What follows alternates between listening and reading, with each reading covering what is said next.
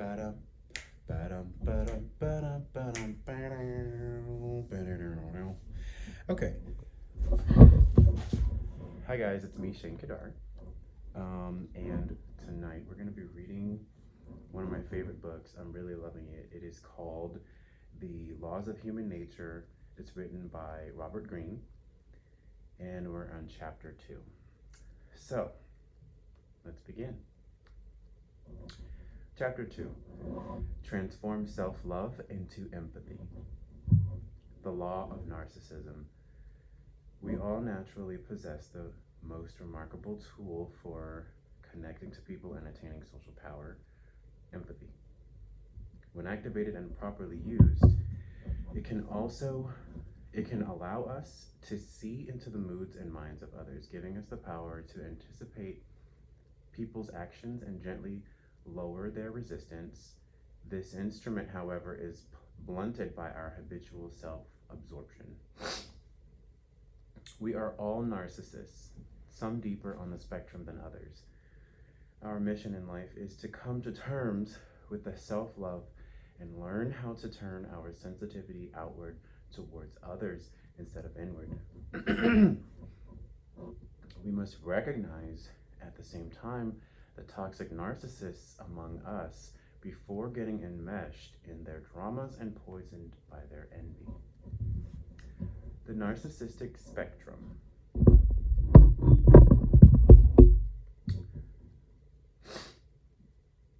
From the moment we are born, we humans feel a never-ending need for attention. We are social animals to the core. Our survival and happiness depends on the bonds we form with others. If people do not pay attention to us, we cannot connect to them on any level. Some of this is purely physical, and we must have people looking at us to feel alive. As those who have gone through long periods of isolation can attest, without eye contact, we begin to doubt our existence and to descend into a deep depression. But this need is also deeply psychological. Through the quality of attention we receive from others, we feel recognized and appreciated for who we are. Our sense of self-worth depends on this.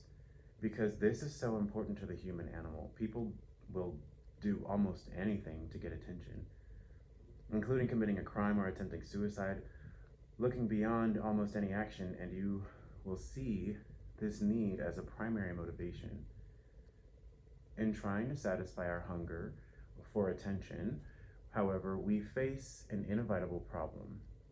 There is only so much of it to go around.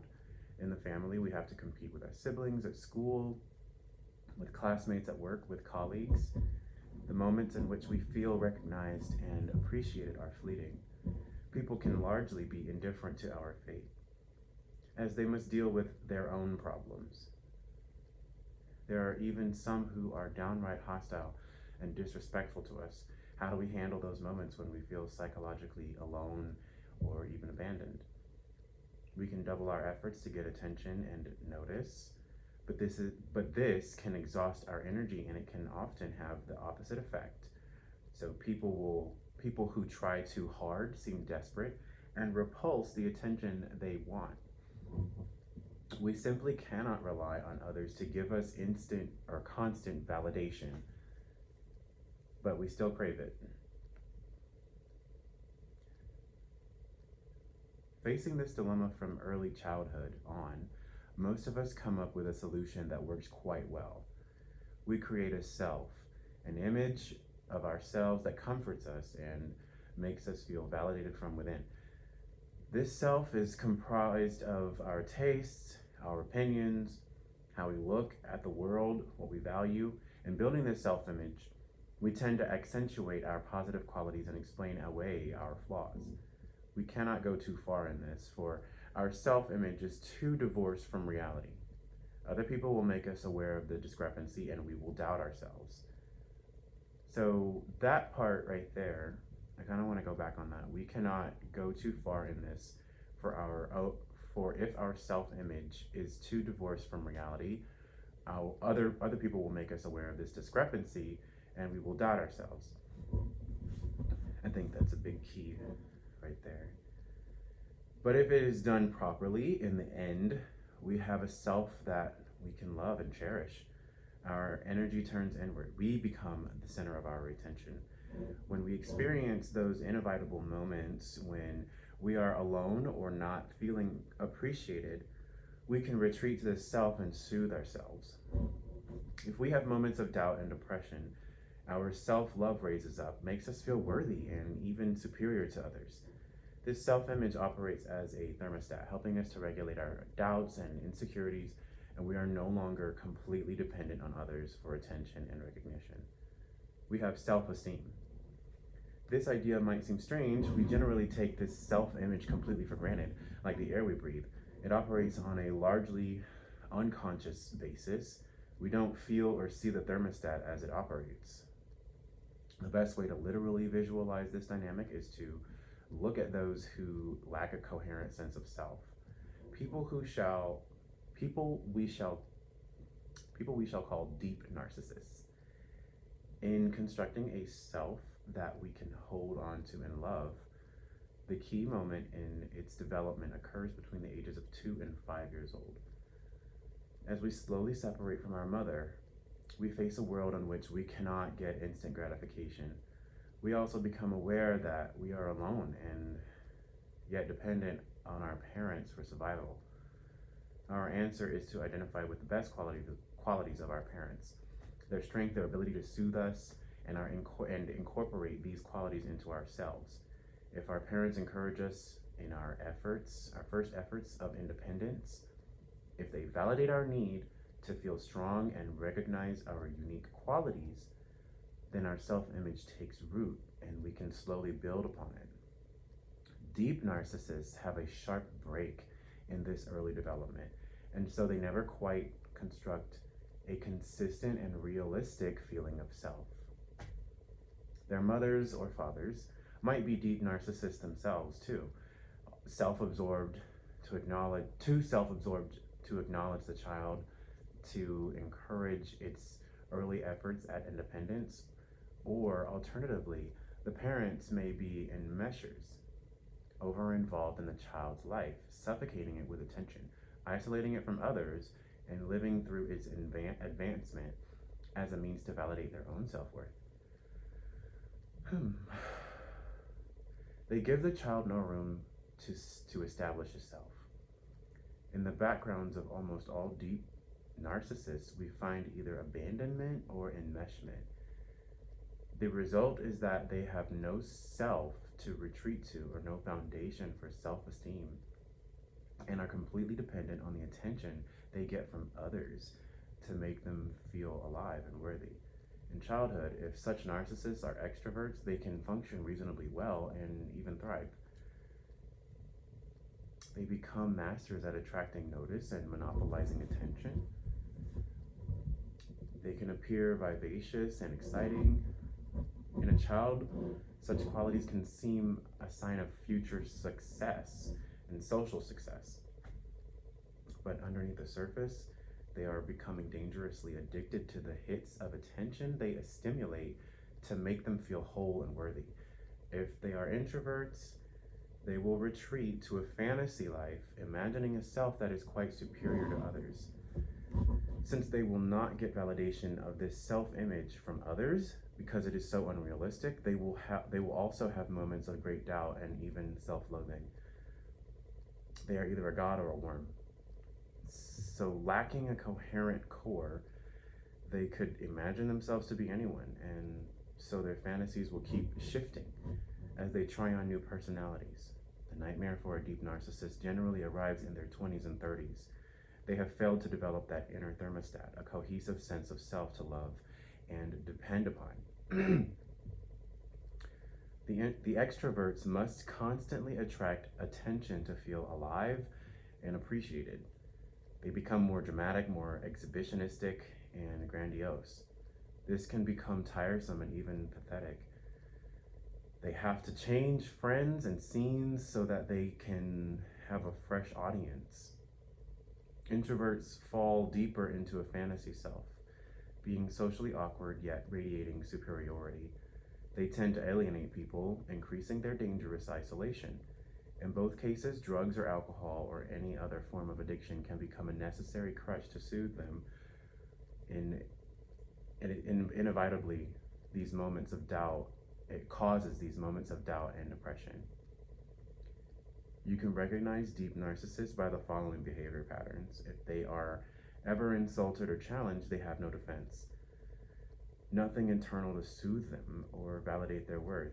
They generally react with great rage, thirsting for vengeance, full of a sense of self-righteousness. This is the only way they know how to assuage their insecurities. In such battles, they will position themselves as the wounded victim, confusing others and even drawing sympathy. They are prickly and oversensitive. Almost everything is taken personally. They can become quite paranoid and have enemies in all directions to point to. You can see an impatient or distant look on their face whenever you talk about something that does not directly involve them in some way. They immediately turn the conversation back to themselves with some story or anecdote to distract from the insecurity behind it. They can be prone to vicious bouts of envy if they see others getting the attention they feel they deserve. They frequently display extreme self-confidence. This always helps to gain attention, and it neatly covers up the gaping inner emptiness and their fragmented sense of self. But beware of this confidence beware if this confidence is ever truly put to the test. When it comes to other people in their lives, deep narcissists have an unusual relationship that is hard for us to understand. They tend to see others as extensions of themselves, what is known as self-objects. People exist as instruments for attention or validation. Their desire is to control them like they control their own arm or leg. In a relationship, they will slowly make the partner cut off contact with friends. There must be no competition for attention. Some highly talented deep narcissists manage to find some redemption through their work, channeling their energies and getting the attention they crave through their accomplishments.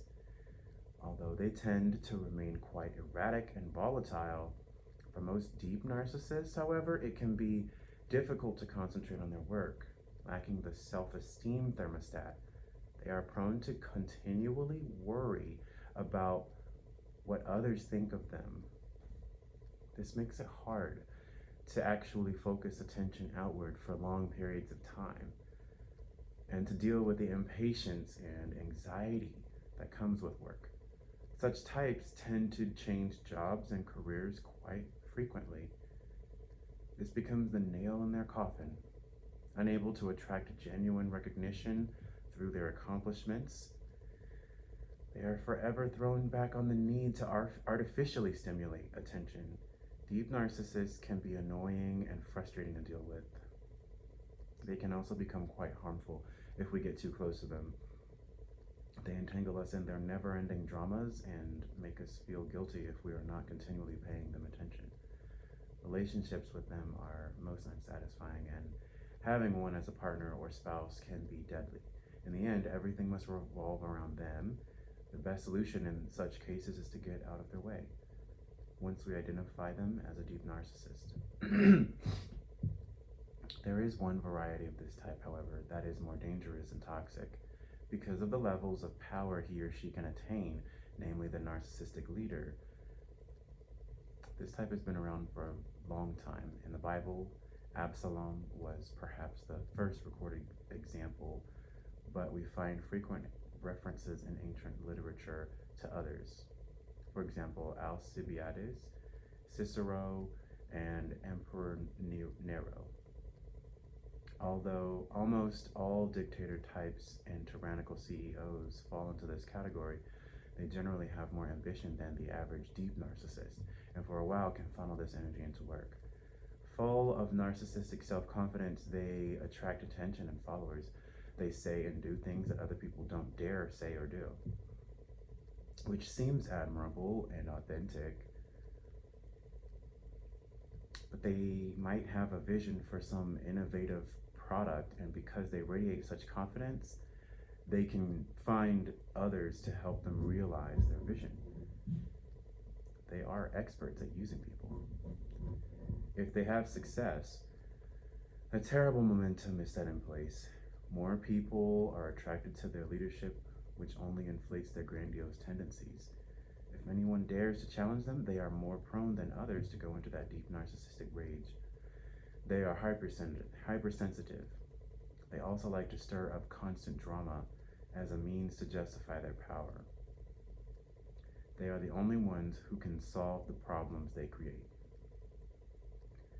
This also gives them more opportunities to be the center of attention. The workplace is never stable under their direction.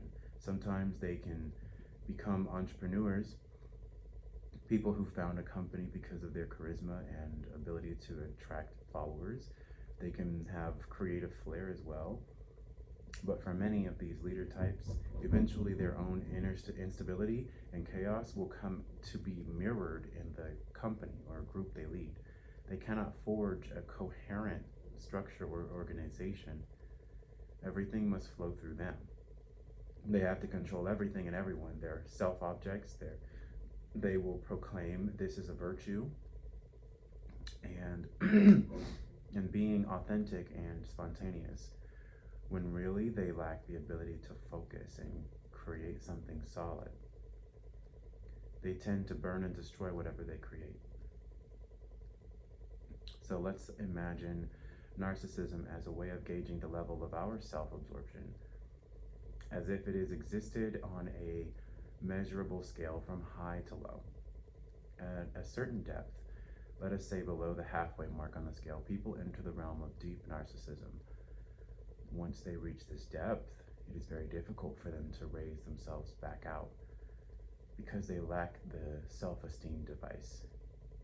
The deep narcissist becomes completely self-absorbed, almost always below the mark. If for a moment they manage to engage with others, some comment or action will trigger their insecurities and they will go plummeting down. But mostly they tend to sink deeper into themselves over time. Other people are instruments. Reality is just a reflection of their needs.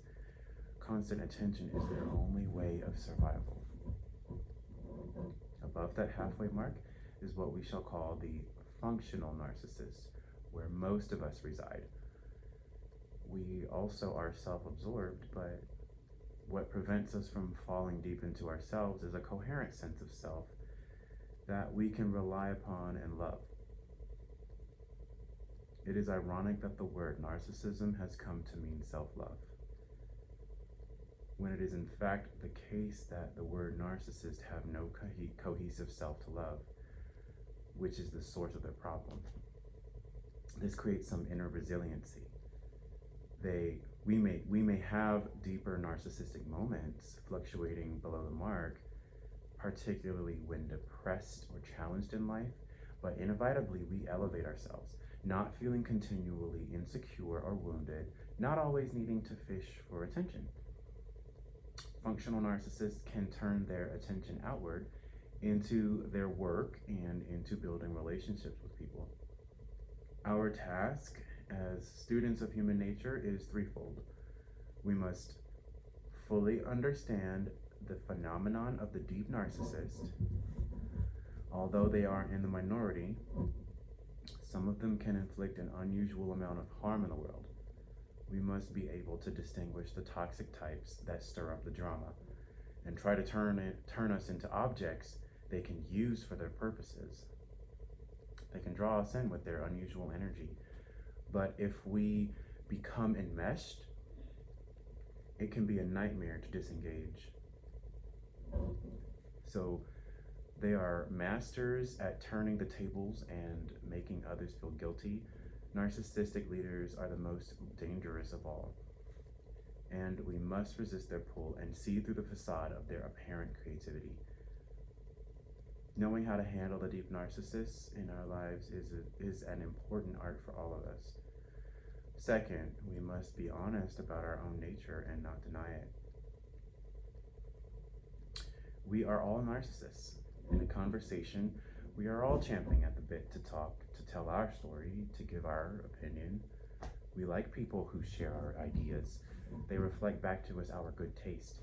If we happen to be assertive, we see assertiveness as a positive quality because it is ours, whereas others, more timid, will rate us as obnoxious and value introspective qualities. We are all prone to flattery because of our self-love. Moralizers who try to separate themselves and denounce the narcissists in the world today are often the biggest narcissists of them all. They love the sound of their voice as they point fingers and preach. We are all on the spectrum of self-absorption. So creating a self that we can love is a healthy development, and there should be no stigma attached to it. Without self-esteem from within, we would fall into deep narcissism. But to move beyond functional narcissism, which would be our goal, we must first be honest with ourselves. Trying to deny our self-absorbed nature, trying to pretend we are somehow more altruistic than others makes it impossible for us to transform ourselves. Thirdly, and most important, we must begin to make the transformation into the healthy narcissist. Healthy narcissists have a stronger, even more resilient sense of self. They tend to hover closer to the top of the scale. They recover more quickly from any wounds or insults. They do not need as much validation from others. They realize at some point in life that they have limits and flaws. They can laugh at these flaws and not take slight so personally. In many ways, by embracing the full picture of themselves, their self-love is more real and complete.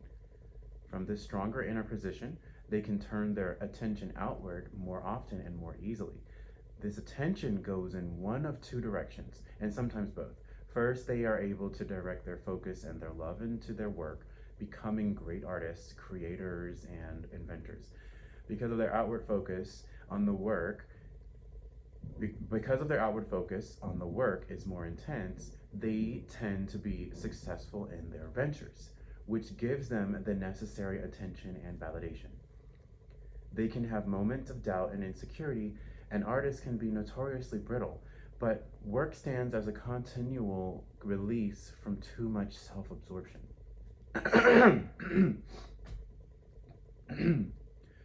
The other direction healthy narcissists take is toward people. Developing empathic powers. Imagine empathy as the realm lying at the very top of the scale and beyond. Complete absorption in others. By our very nature, we humans have tremendous abilities to understand people from the inside out. In our earliest years, we felt completely bonded with our mother, and we could sense her every mood and read her every emotion in a proverbial way. Unlike any other animal or primate, we also had the ability to extend this beyond the mother to other caregivers and people in our vicinity. This is the physical form of empathy that we feel even to this day with our closest friends, our spouses, and partners. We also have a natural ability to take the perspective of others, to think our way inside their minds. These powers largely lie dormant because of our self-absorption. But in our 20s and beyond, feeling more confident about ourselves, we can begin to focus outward on people and rediscover these powers. Those who practice this empathy often become superior social observers in the arts or sciences, therapists and leaders of the highest order. The need to develop this empathy is greater than ever. Various studies have indicated a gradual increase in levels of self-absorption and narcissism in young people since the late 1970s. With a much higher spike since 2000, much of this can be attributed to technology and the internet. People simply spend less time in social interactions and more time socializing online, which makes it increasingly difficult to develop empathy and sharpen social skills. Like any skill, empathy comes through the quality of attention. If your attention is continually interrupted by the need to look at your smartphone, you are never really gaining a foothold in the feelings or perspectives of other people. You are continually drawn back to yourself, flitting about the surface of social interactions, never really engaging. Even in a crowd, you remain essentially alone. People come to serve a function, not to bond with, but to placate your insecurities. Our brains were built for continual social interaction.